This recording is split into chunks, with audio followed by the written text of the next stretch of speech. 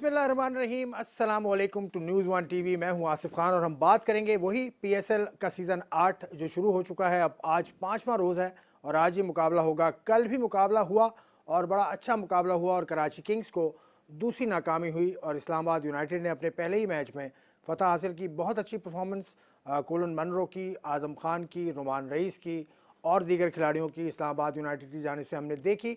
उसके अलावा आज जो मुकाबला होगा वो मुल्तान सुल्तान और पेशावर ज़ल्मी की टीम मुल्तान के स्टेडियम में 6 बजे मद्दे मुकाबिल होंगी। बड़ा मुकाबला है। बाबर आजम एक तरफ हैं, रिजवान दूसरी तरफ हैं। मुल्तान की टीम मैचेस खेल चुकी है, पेशावर ज़ल्मी भी मैचेस खेल भी चुकी है और जीत भी चुकी है। तो ये मुकाबला बहुत अच्छा होने की तवक्को है। आज के प्रोग्राम में बहुत कुछ है हमारे पास आपसे बात करने के लिए। लाहौर कलंदर्स की टीम जहाँ क्रिकेट के अंदर इन्वेस्ट करती है, वहाँ हॉकी के अंदर आज उन्होंने बाकायदा आगाज़ किया। कराची में कराची हॉकी एकेडमी का दौरा किया। लाहौर कलंदर्स के स्टार खिलाड़ी तमाम ही मौजूद थे और ट्रायल्स लिए जा रहे हैं क्योंकि अब हॉकी का बेड़ा उठा लिया लाहौर कलंदर्स ने। ये भी एक इशू है। तीसरा इशू हम मुनीबा अली को आज डिस्कस करेंगे। पाकिस्तान की विमेन क्रिकेटर हैं जो साउथ अफ्रीका में वर्ल्ड कप इस वक्त चल रहा है T20 का, उसमें पाकिस्तान की टीम भी मौजूद है। एक ग्रुप के अंदर पाकिस्तान के ग्रुप में इंग्लैंड है और वेस्ट इंडीज़ है, आयरलैंड है और इंडिया है, जबकि दूसरे ग्रुप में दीगर टीम्स हैं। यहाँ से दो टीम्स एक ग्रुप से क्वालिफाई करेंगी फॉर द सेमीफाइनल और फिर फाइनल मरहला होगा। तो पाकिस्तान की उम्मीदें खासी रोशन है। और एक और बात जिससे मैं आज का प्रोग्राम का आगाज़ करूँगा वो है जावेद मियादाद साहब की तबीयत नासाज है। जावेद मियादाद कोई तारुफ कराने की मुझे ज़रूरत नहीं है। पाकिस्तान के इतने बड़े खिलाड़ी, पाकिस्तान के साबिक कप्तान, पाकिस्तान के साबिक हेड कोच और हीरो ऑफ पाकिस्तान क्रिकेट, जब भी क्रिकेट की हिस्ट्री दुनिया में लिखी जाएगी जावेद मियादाद के बगैर नामुकम्मल है।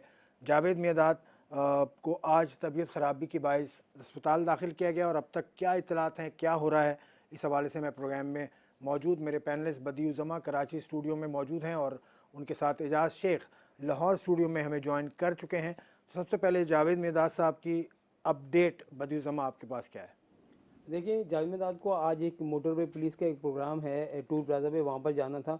लेकिन उससे पहले वो अपने ही घर के पास मस्जिद में नमाज़ पढ़ने के लिए गए तो वहाँ पर उनकी तबीयत अचानक ख़राब हुई, बल्कि उनको चक्कर आने लगे तो वहीं पे बैठ गए। जो हमारी उनसे बात हुई है तो उनको ठंडे पसीने आए, फिर उनको वहाँ से फौरी तौर पर जो है साउदर्न सिटी अस्पताल लेके जाया गया। तो वहाँ पर पता चला कि उनका ब्लड प्रेशर बहुत लो था। तो वहाँ पर उनको बल्कि 2 से 3 ड्रिप लगाई गई हैं। अब उनकी हालत जो है वो बिल्कुल बेहतर है। मुख्तलिफ टेस्ट भी उनके लिए गए हैं, तमाम ही टेस्ट क्लियर हैं। डॉक्टर ये कहते हैं कि आज रात तक जो है उनको जो है अस्पताल से फारिग कर दिया जाएगा, वो अपने घर जा सकते हैं। सिर्फ और सिर्फ एक ऐसा हुआ कि ब्लड प्रेशर लो होने की वजह से उनकी ये तबीयत ख़राब हुई थी।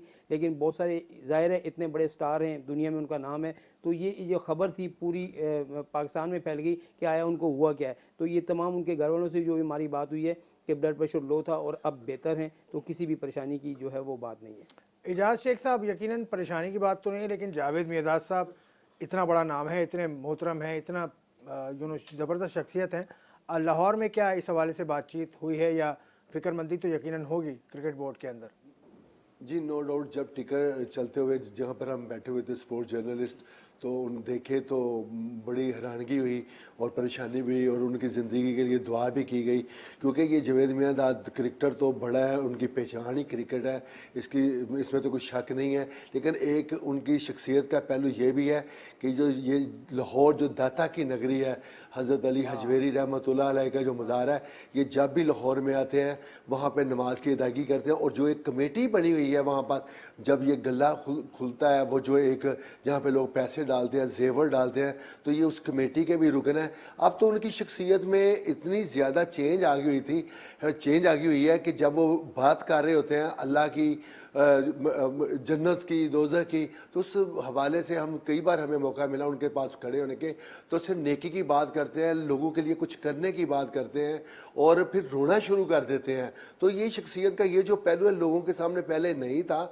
और हमने भी 2 से 3 साल पहले जब उनसे बात की तो उन्होंने बताया और साथ रोना शुरू हो गए थे। अल्लाह उनकी ज़िंदगी करे, सारे लोग परेशान थे और दुआ गो है कि अल्लाह उनकी लंबी ज़िंदगी करे। और ये स्टार क्रिकेटर पाकिस्तान का सरमाया है, पाकिस्तान की पहचान है। अल्लाह ताला इन्हें हमेशा मुस्कुराता रखे, लोग उनको देखें। आमीन। जावेद मियादाद साहब के साथ मेरी मुलाकात, आखिरी मुलाकात जो हुई है मेरी, वो पिछले हफ्ते कोयटा में मुझे मिले थे। बड़े एक्टिव थे, मैंने थोड़े से वीक नज़र आते हैं लेकिन जावेद मिर्ज़ा की जहर शख्सियत उनकी तो उम्र एक उनकी मैं और बात बताऊं, इनके घर में हम गए तो घर में जब ऊपर गए तो एक मखसूस किस्म का कमरा, इतना उनका बड़ा एक कमरा होगा जिस कमरे में टोटली जो है, टोटली अगर आप देखें, चाहे वो मक्का से उनको चीज़ें मिली हैं, मदीने से चीज़ें उनको मिली हैं, दुनिया भर में जहाँ भी गए तो एक पूरा आस्थाना टाइप उन्होंने बनाया हुआ, और वहाँ पर नमाज भी अपनी वहीं पर पढ़ते हैं। हमें भी कमरे में ले गए तो जितनी भी उन्होंने जितनी भी चीज़ें उनको लोगों ने गिफ्ट दी या खुद ली तो वो उन्होंने दिखाई हैं, तो एक उनका माहौल चेंज हुआ हुआ है, ये बात है। बहुत दुआ जावेद मियादाद साहब, आपसे आपके लिए बहुत दुआ है। पूरा पाकिस्तान, पूरी दुनिया में आपके चाहने वाले मौजूद हैं, सभी दुआ गो हैं। गेट वेल सून जावेद भाई, हम आपको फिर किसी वक्त बात करेंगे इंशाल्लाह इस मौजू पर। अब यहाँ से अब आते हैं क्रिकेट के भी बहुत सारे मौजूआत हैं। PSL का मुकाबला हुआ कल, उस पर थोड़ी सी बात हो जाए। पेशावर ज़ल्मी और कोयटा, आज तो मुल्तान का मैच है, लेकिन कल जो मुकाबला हुआ जिसमें इस्लामाबाद यूनाइटेड ने कराची किंग्स को हरा दिया। कराची किंग्स की फील्डिंग कुछ मायूस कुन थी, लेकिन कराची किंग्स ने स्कोर अच्छा कर लिया था, उसके देखिए आसिफ बावजूद हार गए। भाई, कराची किंग के पास अभी तक उनको समझ नहीं आ रही, वो टीम कम्बिनेशन ही नहीं बना पा रहे। देखिए पहले मैच में आप हारते हैं और उसके बाद अगले मैचेस में फौरन 4 तब्दीलियां कर देते हैं, ये किसी की समझ में नहीं आता। फिर मैथ्यू वेड को आपने पहले मैच में ओपन भी दिया और दूसरे मैच में उसको नंबर 4 खिला रहे हैं, तो आपसे टीम कम्बिनेशन ही। और जहाँ तक बॉलिंग का सवाल है, उनकी बॉलिंग मुझे बहुत ही वीक नजर आ रही है, सवाए इमाद वसीम और मोहम्मद आमिर, उसके अलावा जो इलियास हैं उनकी टीम में। इलियास आए उनको मैच खेला, आपने देख लिया कि 4 ओवर में 48 रन वो दे गए, बड़े महंगे साबित हुए। फिलर उनके पास आए लेकिन उसमें वो नहीं है, टाई हैं वो भी उनकी इतनी स्पीड नहीं है, मीडियम पेसर हैं। तो बैन कटिंग भी है उनके पास। बेन कटिंग को उन्होंने बाहर बिठा दिया था ना पहले मैच में, बेन इन कटिंग, करने के बाद पहले उनको मैच, दूसरे मैच में इनको बाहर बिठा दिया। कासिम अकरम को उन्होंने बाहर बिठा दिया। तो ये चीज़ें हैं कि जब तक आप टीम कम्बिनेशन नहीं बना पाएंगे उस वक्त आप जीत नहीं सकते। दूसरा, आपकी फील्डिंग का मेयार बहुत ही ज़्यादा पुअर है। आपने कल भी आप देखें कि कराची किंग ने 2 से 3 कैच ड्रॉप किए, फिर मिस फील्डिंग हुई। तो अगर आप इस तरह की मिस फील्डिंग करेंगे, कैच ड्रॉप करेंगे, एक प्लेयर को चांस देंगे, तो कैसे आप मैच जीत जाएंगे। दूसरी जानिब अगर आप जाएं इस्लामाबाद की तरफ, इस्लामाबाद पे हम बात कर लेंगे। कराची पे एजाज शेख साहब, आपकी राय क्या है? बदी ने जो बातें की वो तो बिल्कुल ठीक बात है, ये तो मैच इन्होंने देखा भी कल स्टेडियम से। आपको क्या नज़र आता है, क्या कमी है कराची किंग्स में, क्या वो नहीं कर पा रहे हैं? असल में बात यह है कि ये जेल होके खेलते नज़र नहीं आ रहे, टीम बिखरी बिखरी नज़र आ रही है। शायद टीम मैनेजमेंट को जो चाहिए था कि कुछ अर्सा पहले इनका एक ट्रेनिंग कैंप लगाया जाता है कि फिर उनके भी उसी तरह ही मैचेस होते हैं जिस तरह लाहौर के लंदन है, बागे जना लाहौर में आपस में वो लड़के जो अभी अंडर 19 है, 21 है, 22 है, उनके साथ मैचेस भी खेले। तो वो जो जेल होके खेलना एक कम्बिनेशन, जिस तरह बदी भाई कह रहे हैं, बिल्कुल दुरुस्त कह रहे हैं, उसकी कमी महसूस हो रही है। तो ये अचानक से उतरे हैं ग्राउंड में, तो लगता था कि शायद वो ऐसे करेगा, वो ऐसे करेगा और जीत के टीम बाहर चले जाएगी। ना वो आमिर वो ही कुछ कर सका, ना ही जेम विंस की कुछ चीज़ नज़र आ रही है। तो कितने जो मुल्की प्लेयर्स हैं या गैर मुल्की प्लेयर्स हैं, पहले मैच में जिस तरह शाइब मलिक और इमाद वसीम ने बैटिंग की, वो दूसरे मैच में उस लेवल की चीज़ उन दोनों में नज़र नहीं आई। तो एक तो कारकर्दगी का तसलसल नहीं है। हालांकि पहला मैच गो के 2 रन से वो हार गए थे, तो इस बात की उम्मीद थी कि इस बार ज़्यादा अच्छा मैच होएगा और वो गलतियां जो उन्होंने पहले मैच में की हैं वो नहीं करेंगे। लेकिन उन्होंने गलतियां भी दोहराई, बल्कि उससे ज़्यादा थके थके भी दिखाई दिए, वो चीज़ नज़र नहीं आई। फील्डिंग में काफ़ी कमज़ोर नज़र आती है। आपने इंतज़ामिया की बात की, वसीम अकरम जैसा नाम इनके साथ है, एक फ़ॉरेन कोच भी हैं, उसके अलावा मोहम्मद मसरूर इनके फील्डिंग कोच हैं।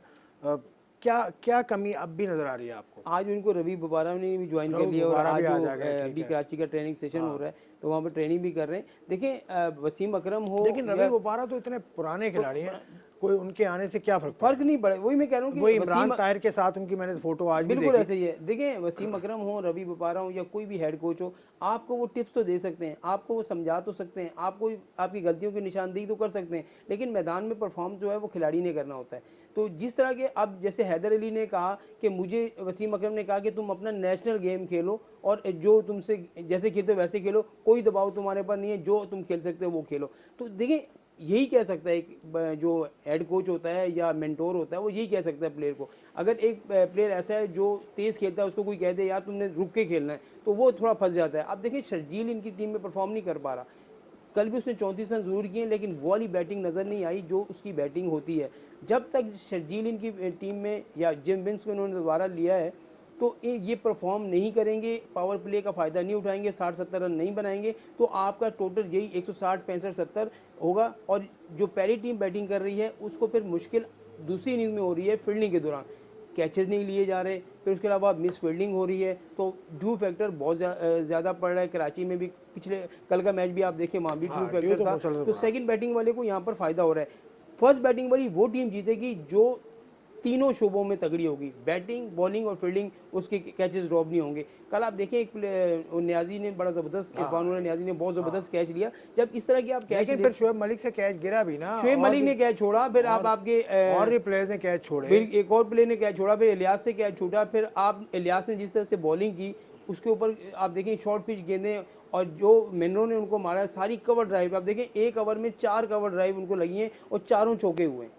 तो ये अगर आप एक कप्तान है, आपके साथ आमिर है, वो बता भी सकते हैं कि भाई आपने थोड़ा सा शॉर्ट गेंद करनी है या पीछे गेंद करनी है ताकि ये मारे तो नहीं।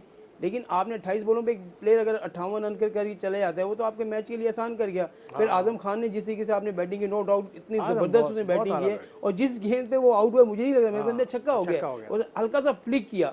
तो इस तरह की बैटिंग चाहिए आपको अगर आपने PSL के मैचेस जीतने। पावर हिटिंग तो इनकी टीम में जो मिडिल ऑर्डर है उसमें कमी है कि बैट्समैन ऐसे हो, जो एक क्रिकेट इन्फो पे आर्टिकल भी छपा था और मैंने बैन कटिंग से पूछा भी था ये कि आपके बारे में कहा यह जा रहा है कि पावर हिटिंग आपकी टीम में कम है मिडिल ऑर्डर में, तो उसने खैर कहा था कि मैंने नहीं पढ़ा और ये वो।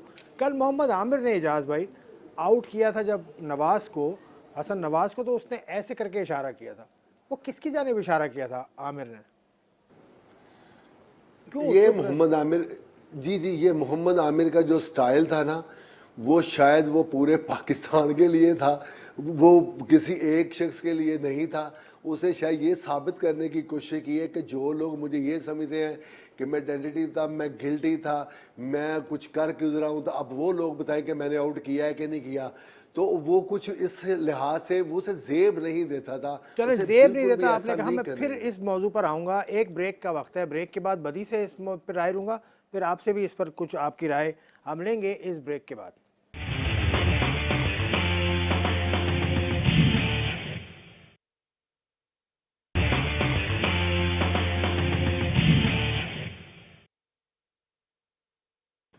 Welcome back to sports one. हम बात कर रहे हैं PSL के मुकाबले की जो कल हुआ कल हुआ इस्लामाबाद और कराची का, कराची को नाकामी हुई, इस हवाले से बात हो रही थी। मोहम्मद आमिर का जो जेस्चर था कल, उस पर बात हम कर रहे थे। एजाज शेख ने अपना मौक़िफ़ दिया कि वो थोड़ा सा नामुनासिब उनको लगा।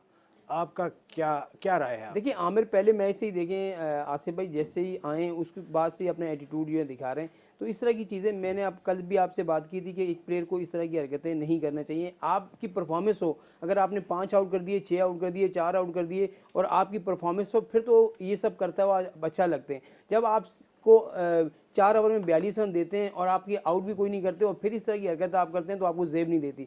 फिर एक ऐसे प्लेयर को आप टेरेंडर कह रहे हैं कि मेरे सामने टेरेंडर है जो दुनिया का नंबर 1 बैट्समैन है, उसको दुनिया मानती है, तो ये चीज़ें आपको जेब नहीं देती। टीम में इन आउट बंदा होता रहता है, लेकिन इस तरह की आपकी जो बातें होती हैं फिर वो हमेशा लोगों को याद रहती हैं। और एक जो बात आप कल की देखें, हसन नवाज अभी इमर्जिंग प्लेयर है, वो अभी आया है, आप उसको आउट करने के बाद जो इशारा करके उसने तो सोचा होगा शायद मुझे ही कर रहा है, लेकिन आप किसको ये खामोशी का वो कहना चाह रहे हैं? आपको तो किसी ने आमिर इस वक्त रिटायर्ड प्लेयर हैं, बिल्कुल रिटायरमेंट उन्होंने खुद ही ली थी, किसी ने उन्हें फोर्स नहीं किया था, तो रिटायरमेंट से निकलना पड़ेगा उनको अगर वो टीम के लिए खेलना चाहते हैं, और फिर फर्स्ट क्लास सीजन या डोमेस्टिक क्रिकेट भी खेलनी पड़ेगी आपको। खेलने के बाद देखिए, domestic cricket Pakistan cricket board को अगर जो टेस्ट नहीं खेला उसको छोड़ें, वनडे और T20 उसको बोलें भाई आपने लाजमी खेलनी है, अगर आप खेलेंगे तो टीम में सेलेक्ट होंगे। ये नहीं कि आप 4-5 लीगें बाहर की खेली और वहाँ से आगे फिर आप कहेंगे मुझे पाकिस्तान टीम में शामिल कर लो, ऐसा नहीं होना चाहिए, उसको डोमेस्टिक क्रिकेट खेलें। चलें एजाज भाई, इस्लामाबाद की परफॉर्मेंस तो कल बहुत अच्छी रही, फिर भी अगर आप कुछ उस पर कहना चाहें, आजम खान है, मनरो है, टॉम ने भी बड़ी अच्छी एंड में थोड़ा सा खेला था, टॉम करन ने, सैम करन ने बहुत अच्छा खेला था। वो टॉम वो जो नहीं टॉम बेसिकली वो हैं जो जल्मी के खिलाफ बच्चा आया था ना, इसके भी टॉम से याद है ना। खैर एजाज भाई, खान साहब ये जो मैच है ना, ये भी तकरीबन एक यकतरफा ही मैच लगा है, ख़ास तौर पे इसमें जो सबसे ज़्यादा क्रेडिट अगर जाता है ना तो कोलिन मनरो को जाता है, जिन्होंने सिर्फ 28 गेंदें खेली, 5 चौके लगाए और 4 छक्कों की मदद से 58 रन बना डाले। इसी तरह आज़म खान जो बड़े बल्कि भी नज़र आते हैं, लेकिन अपनी उनकी हिट में एक ख़ास ही वैरायटी है, ऐसे बॉल को खेलते हैं कि बाउंड्री के पार चला जाता है। अच्छा परफॉर्म किया, 44 रन उन्होंने किए। इसी तरह डॉसन ने 31 किए। तो उनकी पूरी टीम एक नज़र आई, चाहे वो बैटिंग थी, चाहे वो बॉलिंग थी, या फील्डिंग का म्यार भी बड़ा आला था। तो इस लिहाज से अगर कहा जाए कि वो ही जीत के लिए डिज़र्विंग थे, तो वो जीत गए। और ख़ास तौर पे ये देखें ना, जो कराची किंग की जो सबसे बड़ी चीज़ सामने नज़र आई है, बदी भाई ने बड़ी अच्छी बात की थी कि वसीम अकरम हो या दुनिया का इस बड़े से बड़ा प्लेयर भी हो, अंदर जाके उसने ही परफॉर्म नहीं करना। वो तो मेंटोर है, कोच है, वो तो बता ही सकता है कि आप ऐसा करो ऐसा करो। जो करके दिखाना है, जो कर्तव्य करना है, जो कुछ करना है, वो प्लेयर ने करना है। तो ये इनसे हो नहीं रहा। चलिए, पीएसएल का आज दूसरा मुकाबला होगा पेशावर ज़ल्मी और मुल्तान सुल्तान का, उस पर हम बात करेंगे प्रोग्राम के अगले सेगमेंट में। लेकिन आज का एक और बड़ा जो वाक़या है वो लाहौर कलंदर्स की hockey stadium Ahmed Karachi hockey academy आए, वहाँ बच्चों से मिले। बच्चे आज ट्रायल्स देने के लिए आए थे। ये ट्रायल्स के बाद का मरहला क्या होगा और क्या हुआ आज सारा दिन कराची हॉकी अकेडमी में? देखिए, ये लाहौर कलंदर वालों की बड़ी अच्छी बात है कि आज से नहीं बल्कि आपको याद होगा कि पिछले साल भी ये यहाँ पर आए थे और उन्होंने हॉकी स्टेडियम का दौरा किया था। वहाँ आकिब जावेद भी थे, आतिफ राना भी थे, उनके साथ बहुत सारे लोग आए थे। उन्होंने कहा था कि हम हॉकी को भी सपोर्ट करेंगे। तो ये बड़ी अच्छी बात है कि आपके साबिक ओलंपियन आज अनीफ खान हो गए, समीउल्लाह हो गए, बहुत सारे ओलंपियन वहाँ थे और उन्होंने लड़कों के ट्रायल लिए।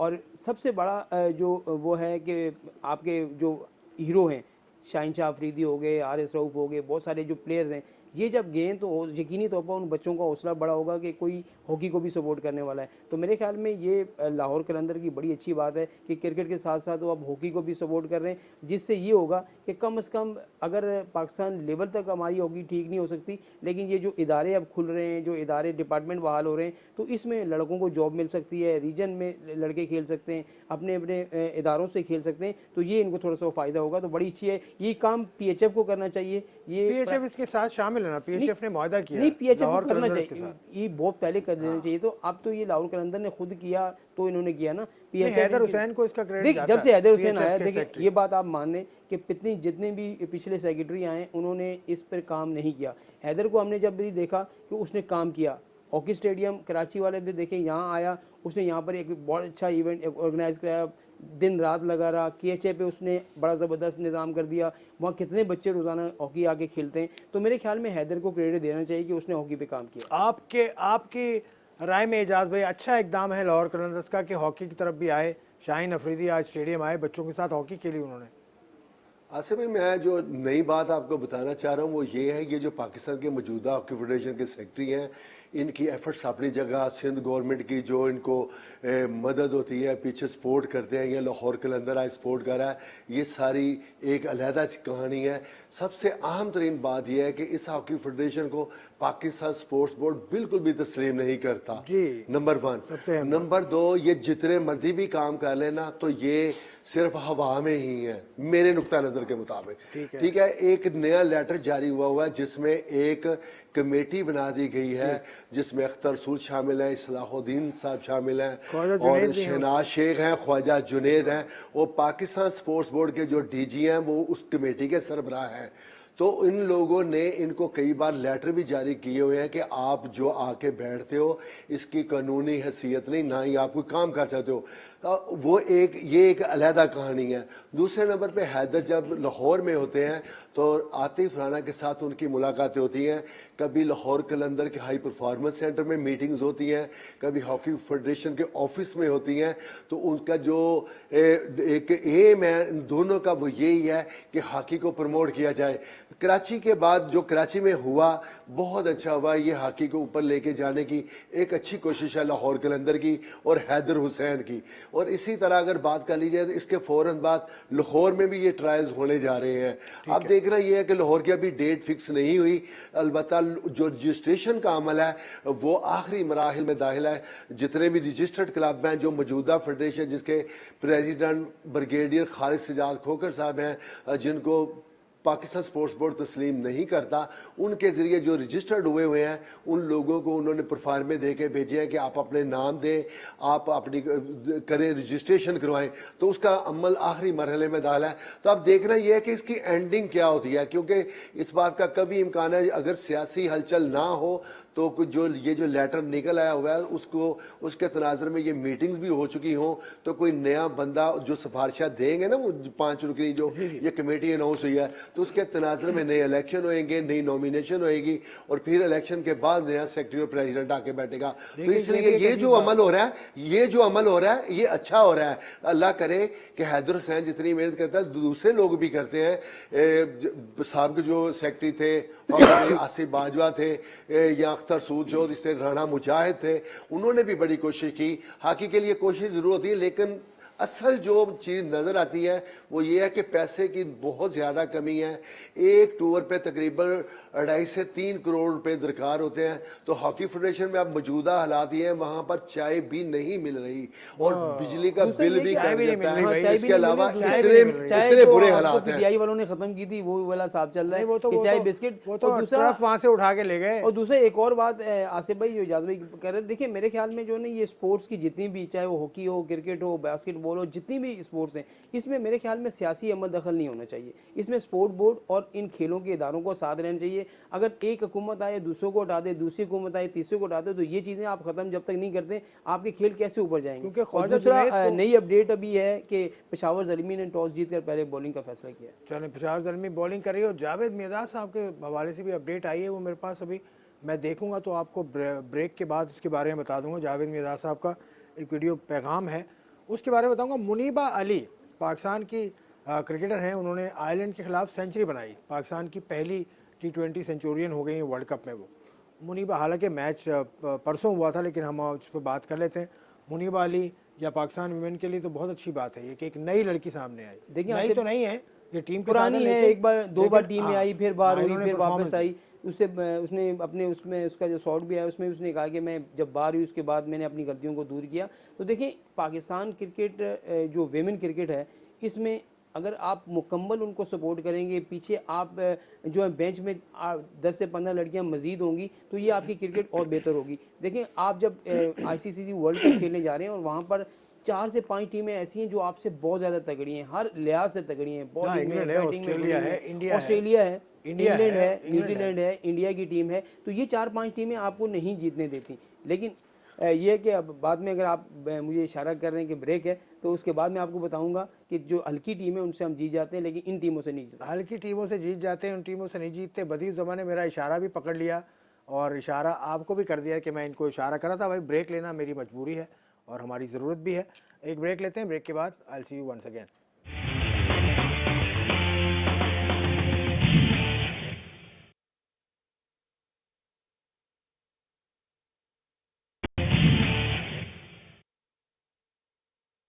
वेलकम बैक टू स्पोर्ट्सन। अब इत्तला ये है कि जावेद मिर्ज़ा साहब का वीडियो पैगाम अभी मैं सुन ही रहा था। जावेद भाई ये कह रहे हैं कि वो कुछ वीकनेस फील कर रहे थे, कुछ चेकअप्स के लिए वो आए थे, सर में दर्द महसूस कर रहे थे। अब वो ठीक हैं और अब अगले 1-8 घंटे में वो घर चले जाएंगे, तो ये अच्छी खबर है। जावेद मिर्ज़ा साहब के हवाले से हम बात कर रहे थे मुनीबा अली के परफॉर्मेंस के हिसाब से जो उन्होंने सेंचुरी स्कोर की। एजाज भाई बदी भी कुछ कहना चाह रहे हैं, लेकिन आप इसमें ऐड करें उसकी परफॉर्मेंस। हालांकि चांसेस उनको मिले थे आयरलैंड के खिलाफ, लेकिन फिर भी सेंचुरी इज़ अ सेंचुरी। देखिए आसिफ भाई, जब सेंचुरी कंप्लीट हो जाती है तो ये सिर्फ दर्ज हो जाती है हिस्ट्री में। ये नहीं कोई देखता कि कितने चांसेस मिले हैं और किस तरह बनी है, कि वो सिर्फ सेंचुरी ही कंसीडर होती है। मैं आपको एक ये बात बताता चलूँ, जो बदी भाई ने कहा कि दूसरी टीमें ज़्यादा अच्छी हैं, हम हल्की टीमों को हरा लेते हैं और जो बड़ी टीमें उनसे हार जाते हैं, तो उसकी वजूहत है। जो पाकिस्तान वुमेन क्रिकेट टीम का वजूद है वो 18 से 19 साल पर मुश्तमिल है, मुहित है। और उसमें जो शमसा हाशमी थी, शीरी थी, बुशरा एतजाज़ थी, आयशा अशर हैं और इसी तरह तानिया मलिक हैं। जो इनको चलाने वाली हैं ना, उनकी भी बहुत ज़्यादा मेहनत है, जिसका ये नतीजा। और जो क्रिकेट बोर्ड के चेयरमैन आए हैं, उन्होंने भी इनको चलाने में भरपूर तावन किया, चाहे वो शहरयार खान थे, नजम सेठी साहब हैं, कंट्रीब्यूशन भूल रहे हैं आप। आरिफ जी अली सब खान लोगों अब्बास ने साहब किया को है। आगे सुना। तो आप एक मुनीबा ने जिस जहां ये इतना अच्छा परफॉर्म किया है, इसके अलावा देखें निदा डार भी बहुत अच्छा परफॉर्म करती हैं इंटरनेशनल सिनेरियो में। इसी तरह अगर बात कर ली जाए, आलिया रियाज है, सिदरा अमीन है, तो कितनी लड़की ऐसी हैं जो बिस्मा मरूफ को आप नज़रअंदाज नहीं कर सकते, जो कप्तान है। तो पाकिस्तान वुमेन टीम एक अच्छी शेप में सामने आ रही है। एक टाइम लगेगा, ठीक है कि टीम अभी उस रिदम में नहीं है कि वो बड़ी टीमों को हराए, लेकिन वो भी टाइम आएगा। अगर ऑस्ट्रेलिया इंग्लैंड की बात कर ली जाए या इंडिया की टीम की बात कर ली जाए, तो उसका जो वजूद है उनका, उन टीमों का, तो वो पाकिस्तान से डबल से ट्रिपल तक है। इस वजह से पाकिस्तान बड़ी टीमों के मुकाबले में एंड पे आके वो टेम्परामेंट नहीं रहता जो इब्तदाई ओवर्स में होता है। तो इंशाल्लाह अच्छी उम्मीद रखनी चाहिए। और पाकिस्तान की उम्मीद है कि वुमेन क्रिकेट पाकिस्तान की शुरू हुई थी मिड 90s में, और उमर रशीद साहब इसके अव्वलीन कोचेज में से एक हैं। उसके अलावा जो दो बड़े नाम हैं वो शाहिजा खान जो पहली कप्तान थी, उन्होंने विकेटें हासिल की थी शायद 11। वेस्ट इंडीज़ का जो टेस्ट मैच हुआ था कराची में 2004 में, उसका रिकॉर्ड आज भी पाकिस्तान के पास है। उन किरण बलोच ने बनाया था, 242 रन की इनिंग खेली थी किरण बलोच ने, वो आज ही वर्ल्ड रिकॉर्ड है। पाकिस्तान जो पहला वर्ल्ड कप खेला 97 में खेला, और उसके बाद से वर्ल्ड कप में तो जा रहा है। तो ये सूरत हाल है पाकिस्तान वुमेन टीम की। आसिफ भाई आपने बहुत ज़बरदस्त ये बातें बताई। देखें, जब आप इतने अरसे से क्रिकेट खेल रहे होते हैं, तो आप जो जिन प्लेयर की ये बात कर रहे हैं, जैसे आलिया रियाज होगी, बिस्मा मारूफ होगी, निदा डार होगी, ये अपने कैरियर के एंड की तरफ है। आप ये देखें, आपके पास बैकअप में क्या है? आपके पास बैकअप में वो लड़कियां नहीं हैं जो बिस्मा को रिप्लेस कर सकें, निदा को रिप्लेस कर सकें, आलिया को रिप्लेस कर सकें। आपने उस पर तवज्जो नहीं दी। आप इन्हीं 18-20 लड़कियों को खिलाते रहे, तो जो टीम में इन होती रही, आउट होती रही। आगे जो टीमें उनकी जो दूसरी टीमें, उनका बेंच स्ट्रेंथ बहुत स्ट्रॉन्ग है। अगर उनके पास 20 लड़कियां इस पूल में हैं, तो 20 लड़कियां दूसरे पूल में भी हैं। तो इस तरीके से आपको एक क्रिकेट शुरू करनी पड़ेगी, 19 क्रिकेट शुरू करनी पड़ेगी, ताकि ये लड़कियां सामने से कम से कम शुरू करनी पड़ेगी। एक ही डिपार्टमेंट, एक दो डिपार्टमेंट्स ही हैं बिल्कुल ऐसे जो ही खेलते हैं। आसिफ वुमेन आसिफ क्रिकेट का भाई, स्ट्रक्चर, खान साहब, जी जी खान साहब, इनका मुतबादल भी उसी तरह ही आएगा जिस तरह सना मीर का आया, अरूज मुमताज का है, इरम जावेद का आया, समाविया इकबाल का आया। उनकी तरह ये पीछे अच्छी टीम बन गई है ना। तो कनेड कॉलेज जो जितने भी थे, लाहौर, ये जो लाहौर के कॉलेजेस हैं, इसी तरह कराची में हैं, बड़े शहरों में, तो टीम लड़कियां काफ़ी हैं, आ रही हैं। इंशाल्लाह अच्छे की उम्मीद रखनी चाहिए। और इससे बेहतर जी, मैं बात इस पर ज़्यादा नहीं करना चाह रहा, लेकिन कराची में एक बहुत बड़ा कैंप लगा था आपसे कुछ चंद साल पहले। उसके जो कोच थे आमिर इकबाल, वो भी अब जा चुके हैं। आमिर इकबाल अब यूएई की टीम के साथ काम कर रहे हैं। तो यहाँ पर सहूलतों का फुकदान है या पता नहीं क्या मसला है कि वुमेन क्रिकेट डगर पे आ नहीं सकी। इक्का दुक्का परफॉर्मेंस होती हैं। 2015-16 में हमने देखा न्यूजीलैंड को भी हराया था पाकिस्तान ने। उसके अलावा बांग्लादेश की टीम को यहाँ वाइट वॉश किया था। वेस्ट इंडीज़ की टीम पाकिस्तान आई थी, उसको वाइट वॉश किया था। तो परफॉर्मेंसेस हैं। लेकिन अब आ जाएँ पीएसएल के आज के मुकाबले की तरफ, पेशावर ज़ल्मी वर्सेस मुल्तान सुल्तान। पेशावर ज़ल्मी भी अच्छा खेल रही है, मुल्तान भी बहुत अच्छा खेल रही है। बहुत अच्छा मुकाबला, हमें तवक्को है कि देखेंगे। देखिए, दोनों टीमों की अगर आप आसिफ भाई बात करें ना, तो उनकी बैटिंग भी अच्छी है, बॉलिंग भी अच्छी है, और फील्डिंग में भी दोनों टीमें अच्छी हैं। तो मेरे ख्याल में दोनों टीमों के दरमियान तगड़ा मुकाबला होगा और आपको एक अच्छा मैच देखने को मिलेगा। लेकिन एक एडवांटेज ज़रूर पेशावर को मिला है कि जो वो टॉस जीत कर पहले फील्डिंग कर रहे हैं, क्योंकि मुल्तान में कराची से ज़्यादा ड्यू फैक्टर है। तो इसका उनको फ़ायदा हो सकता है। जैसे कोयटा को बहुत जल्दी मुल्तान ने आउट कर लिया था। तो इस तरीके से अगर पेशावर की बॉलिंग शुरू में चली आती है, 8-10 ओवर में अगर इतने रन नहीं बनने देते, तो फिर जो है मुश्किल हो सकती है मुल्तान को। लेकिन यहाँ पर यही है कि आपको मैच जीतने के लिए 190-195 रन करने होंगे, फिर आप जो है वो मैच की तरफ जा सकते हैं। मुल्तान बैटिंग कर रहा है पहले। मुल्तान का टॉप ऑर्डर आप टॉप 4-5 लड़के उठा लें, और पेशावर ज़ल्मी का किसका आपको ज़्यादा भारी नज़र आता है, एजाज शेख साहब? खेले उसमें से एक हारा है और एक जीता है, और 2 पॉइंट्स है इसके टोटल। और पेशावर ज़ल्मी ने सिर्फ एक मैच खेला है और उसके भी 2 पॉइंट्स हैं। आज उसका दूसरा मैच है। अब रिजवान नायब कप्तान है कौमी क्रिकेट टीम के, पूरे कॉन्फिडेंट हैं। जबकि बाबर आजम वर्ल्ड क्लास बल्लेबाज जो है वो कप्तान है पाकिस्तान टीम के।